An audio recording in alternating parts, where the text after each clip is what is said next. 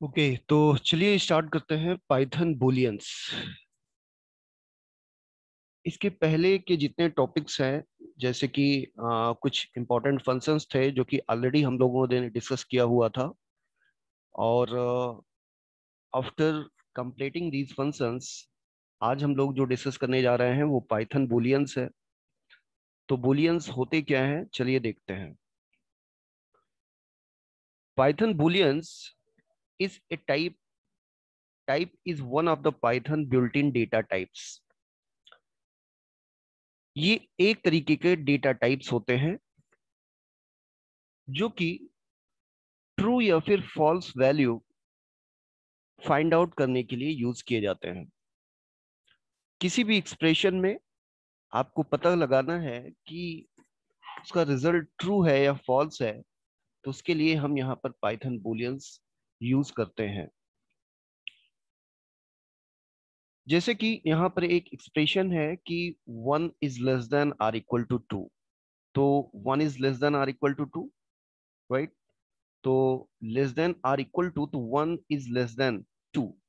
सो इसका रिजल्ट यहाँ पर ट्रू आना चाहिए।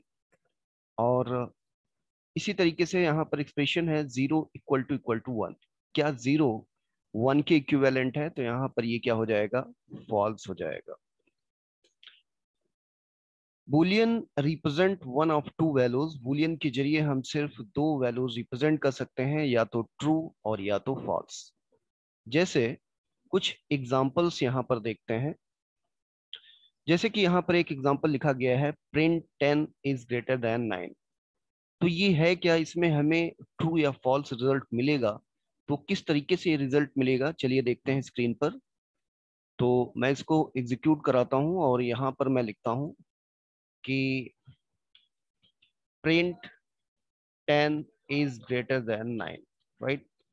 तो यहाँ पर अभी मैं एग्जीक्यूट कराने चल रहा हूं, तो मुझे आउटपुट यहाँ पर क्या मिलना चाहिए, ट्रू, है कि नहीं। अगर मैं यहाँ पर कर देता हूँ 1 is greater than 9, तो यहाँ पर मुझे आउटपुट क्या मिलेगा, फॉल्स। ये देखिए, यहाँ पर मुझे आउटपुट क्या मिल रहा है, फॉल्स। ओके, तो इस तरीके से हमें यदि ट्रू या फॉल्स वैल्यूज पता करनी होती हैं, तो हम बूलियंस, पाइथन बूलियंस का इस्तेमाल करते हैं, यूज करते हैं। और इसके आगे हम लोग बढ़ते हैं और देखते हैं पाइथन ऑपरेटर्स। पाइथन ऑपरेटर्स क्या होते हैं। ऑपरेटर्स बेसिकली क्या होते हैं, operators are use to perform operations on variables and values. Operators एक ऐसे सिंबल्स होते हैं जो कि जिनके जरिए हम वेरिएबल्स या वैल्यूज पर ऑपरेशन परफॉर्म करते हैं। पाइथन में कुछ इतने तरीके के ऑपरेटर्स होते हैं, जैसे कि arithmetical operators, assignment operators, comparison operators, logical operators, identity operators, membership operators and bitwise operators. ठीक है, तो चलिए हम लोग वन बाय वन देखते हैं कि अरिथमेटिकल ऑपरेटर्स कौन कौन से हैं, असाइनमेंट कौन कौन से हैं, और साथ ही साथ में प्रैक्टिकल भी करते चलते हैं।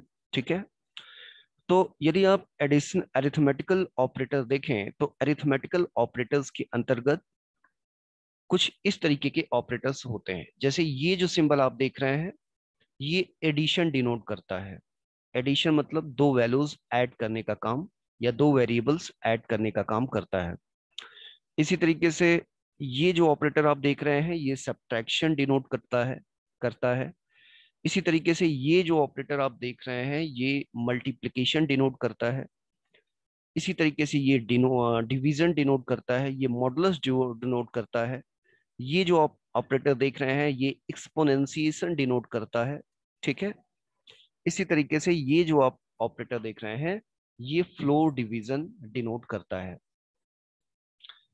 फ्लो डिवीजन क्या होता है, या एक्सपोनेंशिएशन क्या होता है, अभी हम लोग प्रोग्राम जब बनाएंगे तो उसमें ये सारी चीजें देखेंगे। तो चलिए मैं कुछ एग्जांपल्स इसके आपको दिखा देता हूं। जैसे कि सपोज दैट हमारे पास हमने यहाँ पर दो वेरिएबल्स लिया हुआ है, x इज इक्वल टू 10 और इसी तरीके से y इज इक्वल टू 20।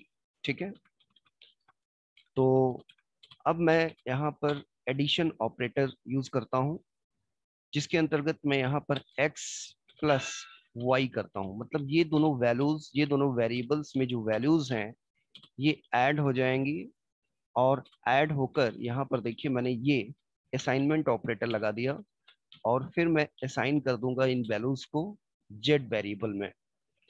तो इस तरीके से हमें ये जेड में आउटपुट यहाँ पर मिल जाना चाहिए 10 प्लस 20 का। तो 10 प्लस 20 कितना हो जाएगा, 30। अच्छा, वो आउटपुट लेने के लिए आप यहाँ पर प्रिंट करा देंगे, प्रिंट जेड। तो इस तरीके से अब मैं प्रोग्राम रन कराता हूँ, तो ये देखिए मुझे आउटपुट यहाँ पर कितना मिल रहा है, 30।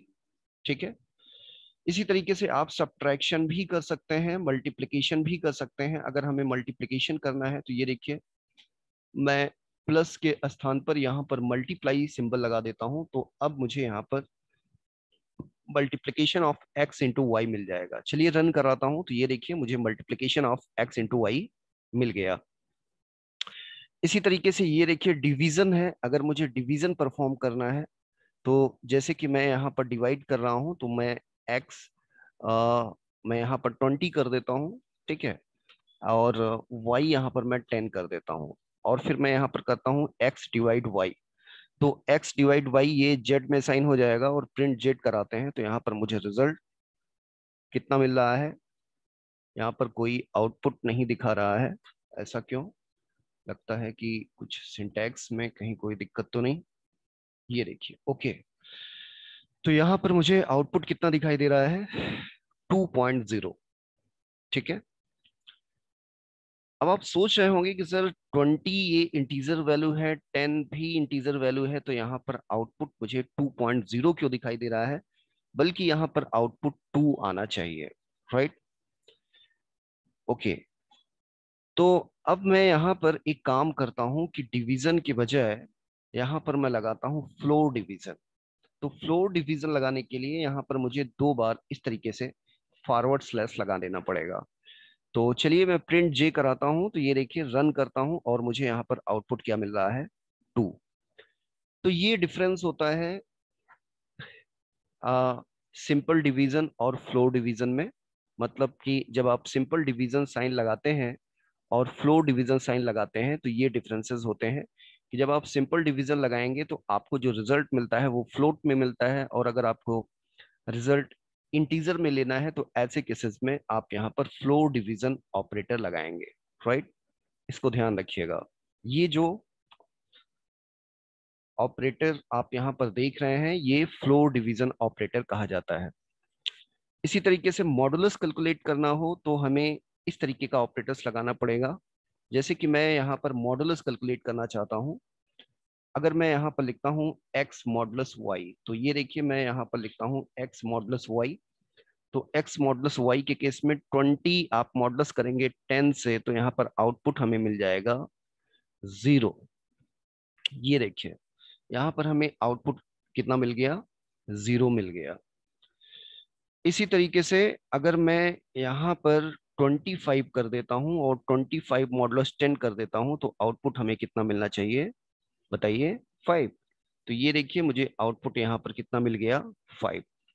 मॉडुलस का मतलब होता है कि एक ऐसा ऑपरेटर जो कि रिमाइंडर डिस्प्ले करता है। रिमाइंडर मतलब शेषफल डिस्प्ले करता है। जैसे आप 25 में 10 से डिवाइड करेंगे तो शेषफल कितना आ जाएगा, वो चीज रिमाइंडर कही कहा जाता है। तो यहाँ पर रिमाइंडर मुझे कितना मिल जा रहा है, 5। इसी तरीके से एक्सपोनेंशिएशन ऑपरेटर आप यहाँ पर देख रहे हैं। एक्सपोनेंशिएशन का क्या मतलब होता है, जैसे कि मैं यहाँ पर लिखता हूँ 2 और यहाँ पर मैं लिखता हूँ 3। ठीक है, और मैं यहाँ पर कर देता हूँ x इंटू इंटू वाई। ठीक है, अगर आप सिंगल इंटू यहाँ पर लगाते हैं तो मल्टीप्लिकेशन हो जाएगा, और डबल इंटू यहाँ पर लगाओगे तो ये एक्सपोनेंशिएशन हो जाएगा। तो x एक्सपोनेंशिएशन y आप यहाँ पर देखें तो ये आपको रिजल्ट z में साइन हो जाएगा, और यहाँ से z आप प्रिंट करा लीजिए। तो ये देखिए मुझे 8 मिल गया। इसका मतलब ये होता है एक्सपोनेंशिएशन आपने डबल इस तरीके से लगाया तो इसका मतलब ये हो जाएगा कि 2 ये 3 बार डिवाइड हो जाएगा, 2 इंटू 2 इस तरीके से, राइट, मल्टीप्लाई हो जाएगा, सॉरी।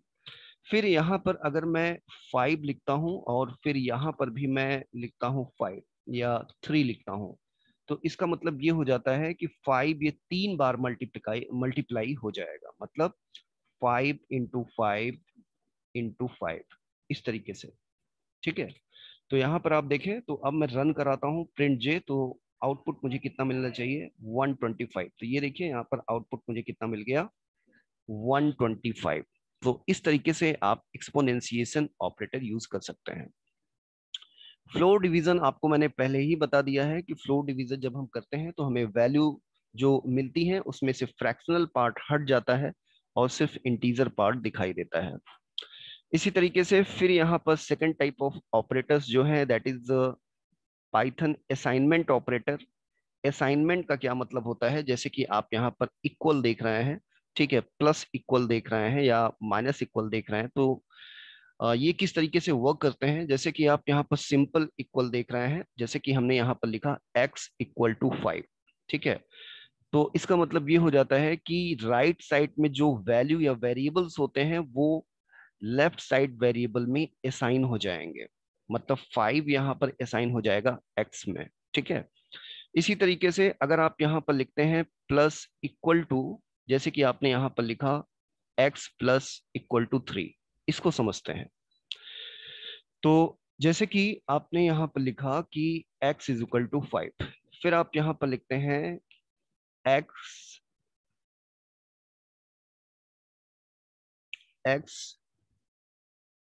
और या तो फिर आप इसमें कुछ इस तरीके से करिए, x +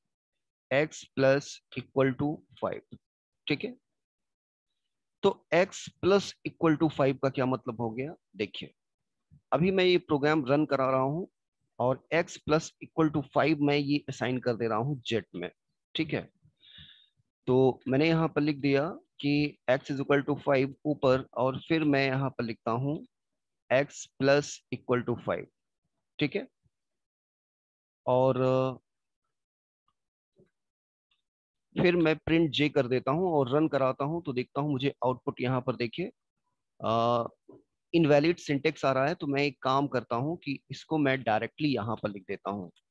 यहाँ पर मैं लिख देता हूँ कितना, कि x += 5 और रन कराते हैं।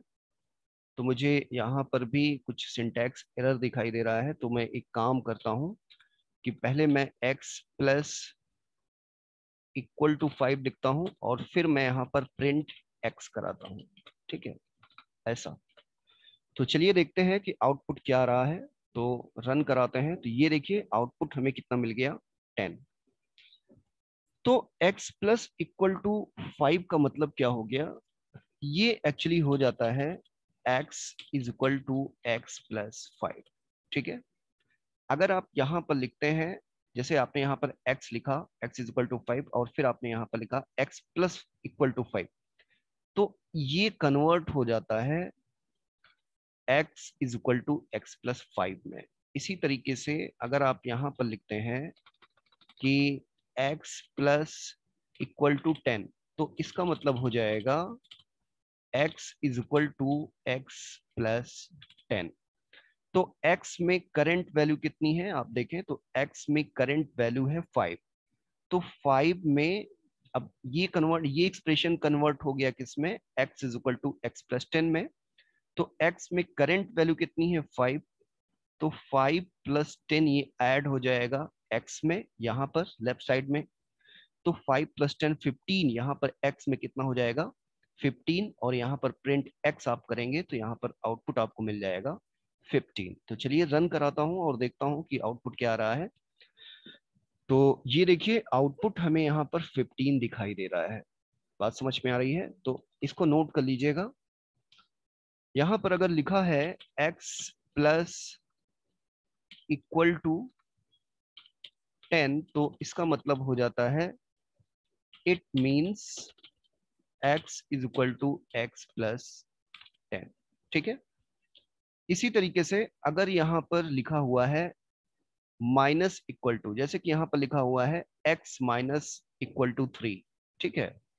अगर मैं यहाँ पर कर दूं कि x माइनस इक्वल टू 10 या x माइनस इक्वल टू 3, ठीक है, तो इसका मतलब हो जाएगा x is equal to x minus 3, ठीक है। x minus equal to 3, it means x is equal to x minus 3। तो चलिए देखते हैं कि यहाँ पर मुझे आउटपुट क्या मिलता है। तो मैं यहाँ पर लिख देता हूँ x माइनस इक्वल टू 3। तो x माइनस इक्वल टू 3, तो ये कन्वर्ट हो जाएगा, ये किस में कन्वर्ट हो जाएगा बताइए? ये कन्वर्ट हो जाएगा x माइनस 3 में।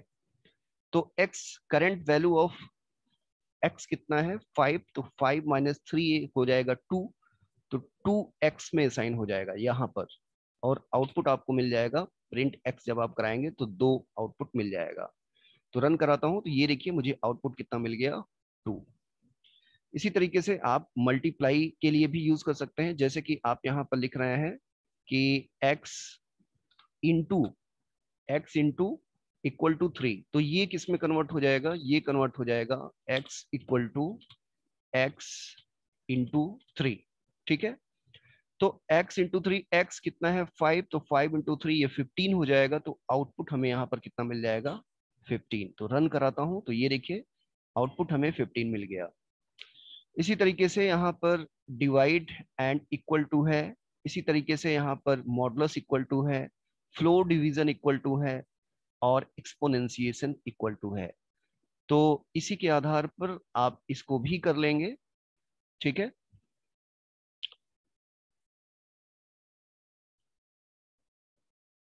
इसी के आधार पर आप ये सारे प्रैक्टिकल भी कर लेंगे। और अब हम लोग बढ़ते हैं आगे। तो इस तरीके से ये असाइनमेंट ऑपरेटर्स आपने देखा, इसको नोट भी कर लीजिएगा। असाइनमेंट ऑपरेटर के अंतर्गत इक्वल टू, फिर प्लस इक्वल, फिर minus equal, right, multiplication equal. और दामनी आवाज क्लियर आ रही है? हेलो? और इसी तरीके से मॉडुलस इक्वल और एक्सपोनेंशिएशन, ठीक है। हाँ सर, आ रही है। सारे एग्जांपल्स आप लोग कर लीजिएगा। आगे बढ़ते हैं फिर पाइथन कंपैरिजन ऑपरेटर्स में। पाइथन कंपैरिजन ऑपरेटर में कौन कौन से ऑपरेटर हैं? जैसे कि यहाँ पर आप देखिए, जब आप ये इक्वल टू 2 बार लिखते हैं, जैसे कि आपने यहाँ पर अगर सिंगल इक्वल टू लिखा, ठीक है, जैसे कि आपने यहाँ पर सिंगल इक्वल टू लिखा, तो ये कहा जाता है असाइनमेंट ऑपरेटर। इसको क्या बोला जाता है? Assignment operator. अगर यहाँ पर सिंगल सिंगल इक्वल टू है तो ये चीज कही जाती है असाइनमेंट ऑपरेटर, ठीक है। और अगर आप यहाँ पर यही इक्वल डबल बार 2 टाइम्स लिखते हैं, जैसे कि यहाँ पर लिखा हुआ है, ठीक है, तो ये फिर हो जाता है इक्वालिटी चेक, ठीक है। इसको कहा जाता है इक्वालिटी चेक। इक्वालिटी चेक का मतलब होता है कि फिर ये लेफ्ट साइड में जो वेरिएबल्स होती हैं, वैल्यूज होती हैं, या राइट साइड में जो वेरिएबल्स वैल्यूज होती हैं, उनके बीच में इक्वालिटी चेक करने का काम किया जाता है। और ये हो जाता है कंपैरिजन ऑपरेटर के रूप में। किसके रूप में हो जाता है? Comparison operator. तो कंपैरिजन ऑपरेटर के अंतर्गत और कौन कौन से यहाँ पर ऑपरेटर्स हैं? जैसे कि ये ऑपरेटर आप देख रहे हैं, ये इक्वालिटी चेक ऑपरेटर कहा जाता है। जैसे कि यहाँ पर एक एग्जांपल है x is equal to Y. इसका मतलब क्या है कि जैसे कि मान लीजिए आपने यहाँ पर x इज इक्वल टू 5 लिखा, इसी तरीके से आपने यहाँ पर y इज इक्वल टू 10 लिख दिया, राइट, या y इज इक्वल टू भी 5 लिख दिया। अब मैं यहाँ पर चेक करा रहा हूँ कि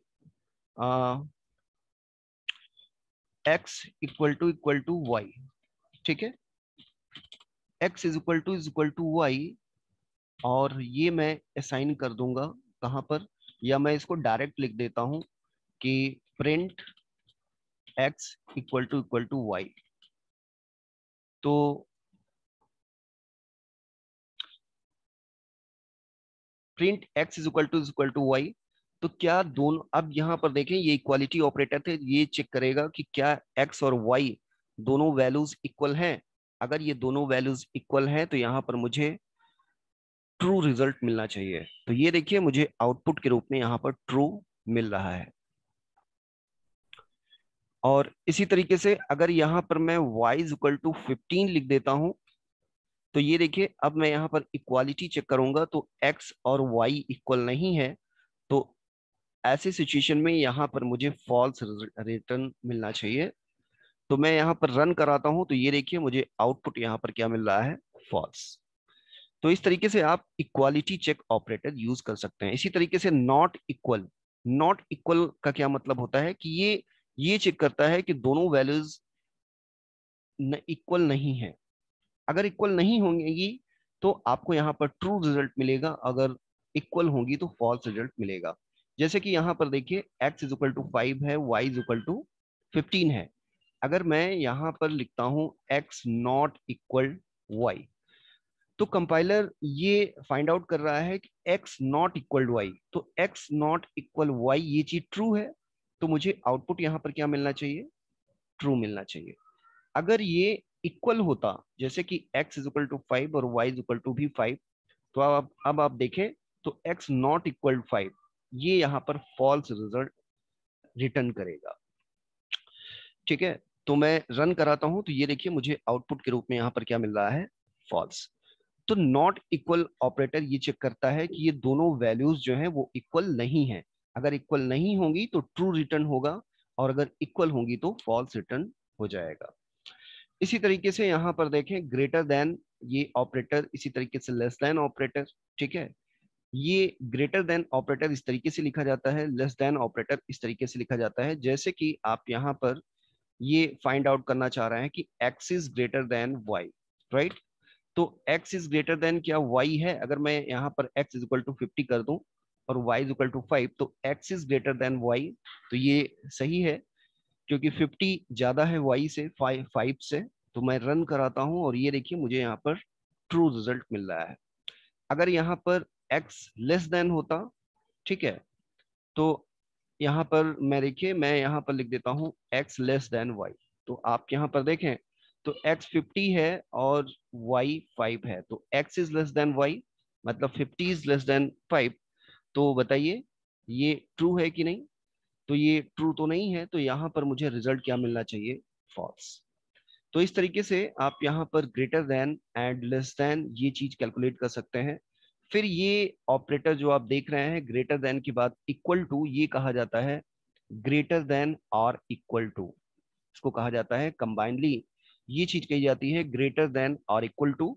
इसी तरीके से यहाँ पर देखिए लेस देन और इक्वल टू, और ये चीज लिखा कैसे जाता है, इस तरीके से less than sign and equal to, तो ये चीज कही जाती है लेस देन और इक्वल टू। ठीक है, चलिए एक एग्जांपल दिखा देता हूं। पहले हम लोग देखते हैं greater than or equal to. तो यहाँ पर मैं करता हूँ x इज इक्वल टू 5 और यहाँ पर करता हूँ 50। तो ये देखिए मैं यहाँ पर लिखता हूँ x is greater than or equal to. तो यहाँ पर मैंने लिख दिया x is greater than or equal to. तो आप बताइए greater than or equal to का मतलब होता है ग्रेटर देन और इक्वल टू। इसका मतलब होता है कि अगर x y से या तो ग्रेटर होगा और या फिर इक्वल होगा। यहां पर देखिए दो सिचुएशंस हैं, ग्रेटर देन का और इक्वल का। यदि x यहां पर y से या तो ग्रेटर है और या तो इक्वल है तो हमें ट्रू रिजल्ट मिलेगा। ठीक है, अगर इसमें से एक भी सिचुएशंस ट्रू होती हैं तो, और अगर ये दोनों भी सिचुएशंस फॉल्स हो जाती हैं तो ऐसी सिचुएशन में हमें यहाँ पर फॉल्स रिटर्न रिजल्ट रिटर्न मिलेगा। तो ये देखिए मैं यहाँ पर x इज इक्वल टू 5 और y इज इक्वल टू 50 करता हूँ, फिर मैं यहाँ पर लिखता हूँ x is greater than or equal to 5 y। तो यहाँ पर देखें 5 जो है वो ना तो 50 से ज्यादा है और ना ही 50 के बराबर है, मतलब ग्रेटर देन भी नहीं है और इक्वल टू भी नहीं है, तो दोनों कंडीशंस यहाँ पर फॉल्स हो जाती हैं, तो मुझे आउटपुट यहाँ पर क्या मिलने वाला है, फॉल्स। ठीक है, तो आउटपुट हमें यहाँ पर क्या मिल गया, फॉल्स। अच्छा, आप बताइए कि अगर मैं यहाँ पर 50 कर दूं, x is equal to 50 and y is equal to 50, तो अब हमें यहाँ पर आउटपुट क्या मिलने वाला है, तो मैं रन कराता हूं, तो ये देखिए मुझे आउटपुट यहाँ पर क्या मिलेगा, ट्रू मिलेगा। क्योंकि यहाँ पर देखिए ये जो ऑपरेटर मैंने लिखा हुआ है, ग्रेटर देन और इक्वल टू, तो यहाँ पर x में जो वैल्यू 50 है, 50 से ज्यादा नहीं है, लेकिन 50 के इक्विवेलेंट है, इसलिए यहाँ पर आपको ट्रू रिजल्ट दिखाई दे रहा है। तो जब इस तरीके से greater than or equal to या less than or equal to, जैसे कि यहाँ पर लेस देन और इक्वल इक्वल टू, तो ऐसी सिचुएशन में ऐसे ऑपरेटर्स जब यूज होते हैं, तो यहाँ पर देखिए दो सिचुएशन दी गई हैं। जैसे greater than or equal to के केस में या तो ग्रेटर देन होना चाहिए या इक्वल टू होना चाहिए, तब हमें ट्रू रिजल्ट मिलेगा। और less than or equal to के सिचुएशन में या तो लेस देन होना चाहिए या इक्वल टू होना चाहिए, तब हमें ट्रू रिजल्ट मिलेगा। अगर ये दोनों कंडीशंस फॉल्स हो जाती हैं, ऐसे केस में हमें फॉल्स रिटर्न मिलेगा। जैसे कि आप, मैं यहाँ पर एक लेस देन का भी देख लेता हूं, तो ये देखिए मैं यहाँ पर लिखता हूं x is less than y। ठीक है, तो आप less than or equal to y, तो यहाँ पर देखें, यहाँ पर देखिए 50 जो है वो 50 से लेस देन नहीं है, लेकिन 50 के इक्वल है, मतलब एक कंडीशन यहाँ पर ट्रू हो रही है, तो मुझे यहाँ पर ओवरऑल रिजल्ट ट्रू मिलने वाला है। तो ये देखिए ट्रू, अगर यहाँ पर मैं 5 कर देता हूँ या यहाँ पर मैं 10 कर देता हूँ, तो अब आप देखिए तो x is less than y, less than or equal to y, तो यहाँ पर आप देखें, यहाँ पर देखिए तो 10 जो है वो y से कम है, या मैं यहाँ पर 100 कर देता हूँ, तो अब देखिए 100 जो है वो 50 से ना तो कम है और ना ही 50 के बराबर है। ठीक है, मतलब यहाँ पर जो ये कंडीशन है, लेस देन और इक्वल इक्वल टू, तो यहाँ पर देखें तो 100 ना तो 50 से कम है और ना ही 50 के बराबर है, इसलिए यहाँ पर ये दोनों कंडीशंस फॉल्स हो जा रही हैं, इसलिए मुझे यहाँ पर ओवरऑल जो आउटपुट मिलेगा वो फॉल्स मिलने वाला है। तो ये देखिए मुझे आउटपुट यहाँ पर कितना मिला, फॉल्स। तो इस तरीके से आज आपने दो टाइप्स के ऑपरेटर्स देखे, कौन कौन से, आपने यहाँ पर असाइनमेंट ऑपरेटर देखा, इसी तरीके से आपने यहाँ पर कंपैरिजन ऑपरेटर्स देखा, और ये सब आप नोट भी कर लीजिएगा। और इसी तरीके से आपने यहाँ पर बूलियन ऑपरेटर्स भी देखे। तो ये सारे ऑपरेटर्स आपने देखा, और इसको आप प्रैक्टिकल भी जब खुद से करेंगे तो और अच्छे से ये क्लियर होगा। फिर इसके बाद फिर यहाँ पर लॉजिकल ऑपरेटर्स स्टार्ट हो जाते हैं। ठीक है, लॉजिकल ऑपरेटर, फिर मेंबरशिप ऑपरेटर, फिर कंडीशन, उसके बाद कंडीशनल इफ स्टार्ट हो जाता है। तो मेंबरशिप ऑपरेटर्स किस तरीके से यूज किए जाते हैं और इसी तरीके से लॉजिकल ऑपरेटर्स किस तरीके से यूज किए जाते हैं, ये हम लोग देखेंगे नेक्स्ट वीडियो लेक्चर में, राइट। तो आज के लिए इतना ही करते हैं, और इसके आगे हम लोग नेक्स्ट वीडियो में डिस्कस करेंगे।